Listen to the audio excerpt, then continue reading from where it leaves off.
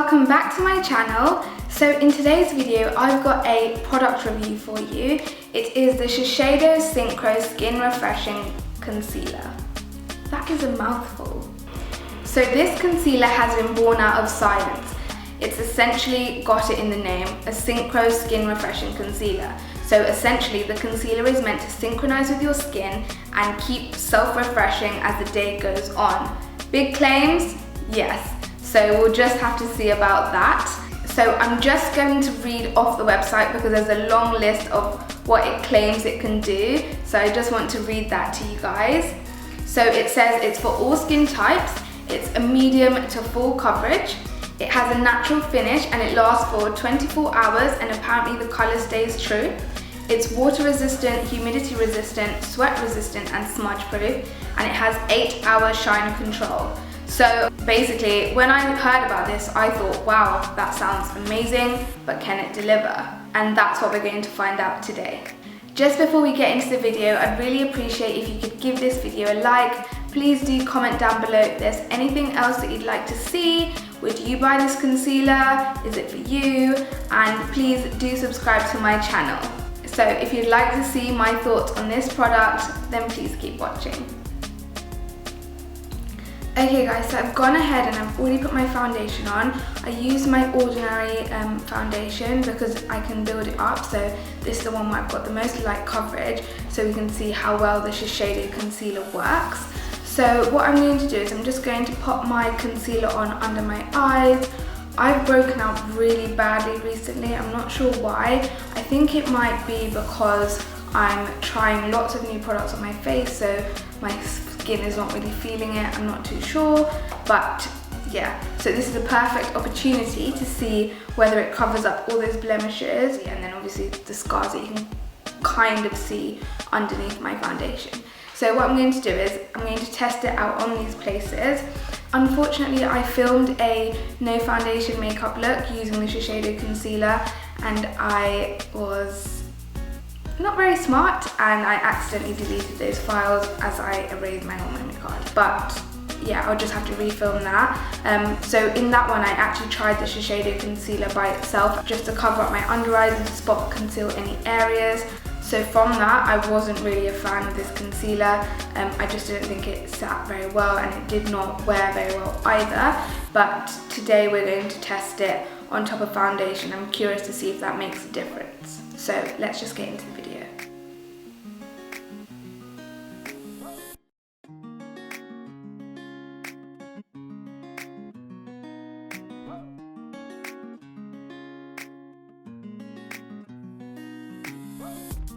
So I'm just going to pop that under my eyes, like so.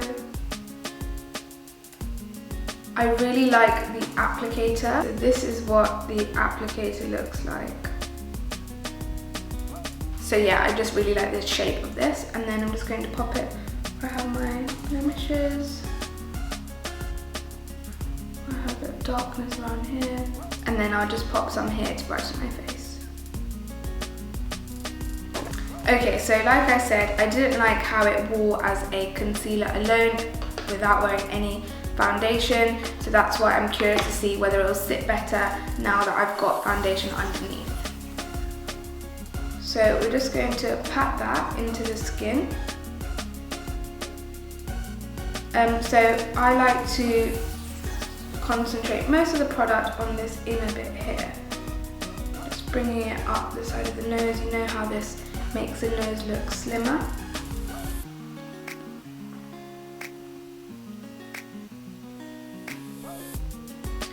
What I didn't like about this product when I was wearing it alone was that it started cracking quite early on and it sunk into my creases under my eyes even though I set it with a bit of powder, and it just looked like it had run. So you know when foundation bleeds, the concealer basically just bled on my skin and it just was not attractive. And so when I refilm my no foundation makeup look, I definitely won't be using that concealer. I mean, at first it does look really nice, which, well, you can't see because I don't have a video, but you'll see on this one, I guess, that it does look nice at first. It's just afterwards where I don't like how it looks. So I used to always do kind of sweeping motions, and that's actually not good because it wipes away a lot of the concealer and it gets soaked up by the brush. Even if you use your hands, it can kind of, it's a waste of the product. But if you pat it into the skin, you get a much better concealing effect. So that's just a tip for you when you're applying your concealer. So right now it definitely does look like a medium coverage concealer. I wouldn't say full. That's probably because you probably have to put a bit more on. I don't really use a lot of concealer. I just don't think that's necessary.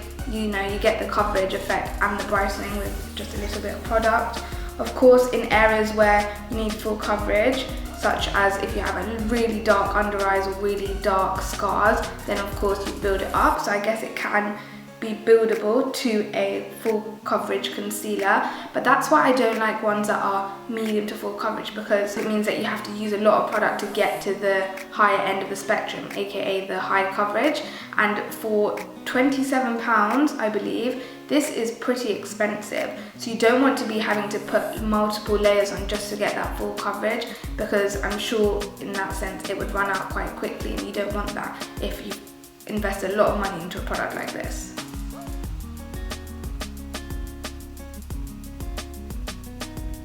Okay, so this is the concealer. First impressions, and taking my bias aside, it definitely looks radiant, it definitely looks, you know, creamy. It hasn't set into any lines yet, and it just looks quite hydrating. So I'll zoom in so that you guys can have a look at that. So you can see where I've applied it, even that big blemish has been covered up, and that one on my nose, that's one of those ones where I call myself Rudolph the reindeer because my whole nose gets red. So I think it's done a pretty solid job of covering that up. My under eyes as well, it hasn't cancelled out the darkness too well. Having said that, I didn't put too much, but I like to just put some brightening under eye powder. So the Laura Mercier translucent powder has a slight yellow tinge, and I feel like that awakens my whole eye area anyway, so I'm not too bothered about that. So first impressions, it's okay. I'm not absolutely blown away. It does look nice, but it doesn't look amazing. So far, would I say it's worth the money? No. Would I be repurchasing? No. But we will see how it wears throughout the day. So I'm just going to go ahead, put the rest of my makeup on, and then I'll get back to you guys. And I'm back, guys. Sorry, I just love doing that right now. So this is the finished look. Mixed reviews. The first thing that I do notice is that it does look very natural and very radiant. It's really brightened up my under eye. It doesn't look too cakey at all, and it looks good around my mouth and my nose as well. So yes, it's looking good so far. The only thing that I would say is that it's already started to crease under my eyes, and this was what I noticed when I tried it on without the foundation, and I know how it wore that time where it basically did not wear well and it started to run throughout the day. So I'm a bit frightened for that, but I won't judge it just yet. But yeah, I'm just disappointed that it started creasing under my eye because I did set it with powder and setting spray, so that's not something I would have expected so early on after application. Just a few things that I want to point out from what I've read about this foundation. So, brightens under eye fatigue, yes, it does do that, and dullness as well. I do look fresh, I do look radiant, so that's good. Immediately diminishes the appearance of dark spots and circles. Like I said, I have darkness around my mouth, and I had that really red spot on my nose, and it's covered that up really well, so yes, that's good. The other thing that it says is that it says apply a small amount of concealer. I do think I used a small amount. I don't think it was excessive. However, I think many people prefer a lot more coverage than me, and if you hear the words full coverage, you think, you know, Tarte Shape Tape or just concealers like that, and I think if you wanted to achieve that effect, then you would have to put more, and so it wouldn't be a small amount, if that makes sense. The other thing is, you guys, this concealer was £29. That is so expensive for a concealer. So factoring in all of the qualities that they claim to do on the website that I mentioned earlier, and just how it looks on my face right now, I would rate this as a very good concealer as soon as I've applied it on my face. we will wait and see how it looks at the end of the day, and then I can give you my full review. So just before we go, I'm just going to zoom into my face for you just so you can have a look.